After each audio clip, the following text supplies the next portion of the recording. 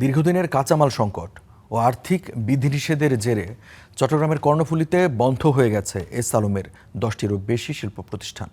এতে চাকরি হারিয়ে বেকার অন্তত 6,000 শ্রমিক ও কর্মকর্তা-কর্মচারী।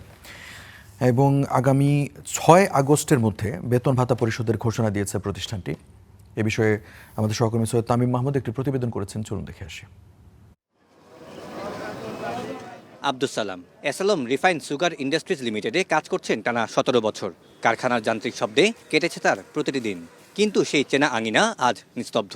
হঠাৎ করে চাকরি হারিয়ে এখন দিশেহারা তিনি। ফ্যাক্টরিটা চালু করলে আমরা এখানে 20,000 শ্রমিক আছি, শ্রমিকগুলো আমরা চাকরিটা করবো, আমাদের বাল বাচ্চা দুইটা ভাত খাবো, এইটুকু ছাড়া আর কিছু বলতে হবে না।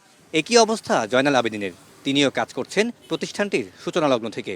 তিনি জানান, গ্রুপের স্থাবর অস্থাবর সম্পদ ও ব্যাংক হিসাবের উপর বিধিনিষেধ আরোপের পর থেকেই মূলত শুরু হয় কাঁচামাল আমদানির জট।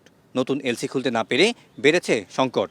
কাঁচামাল শূন্য হয়ে একের পর এক বন্ধ 10 প্রতিষ্ঠান। ফ্যাক্টরিটা যদি পড়ে থাকে এমনিতে নষ্ট হয়ে যাবে। আমরা সবাই চাই, আমরা ওয়ার্কাররা চাই যেন মিলটা আবার তাড়াতাড়ি যেন চালাইতে পারে, সরকার যেন এই ব্যবস্থা করে দেয়। এ অবস্থায় কাঁচামাল আমদানির সুযোগ সৃষ্টি করে বন্ধ কারখানাগুলো দ্রুত চালুর দাবি শ্রমিকদের। চাকরি না থাকা মানে আমাদের পেট বন্ধ হয়ে যাওয়া, সংসার চালানো অনেক কষ্ট।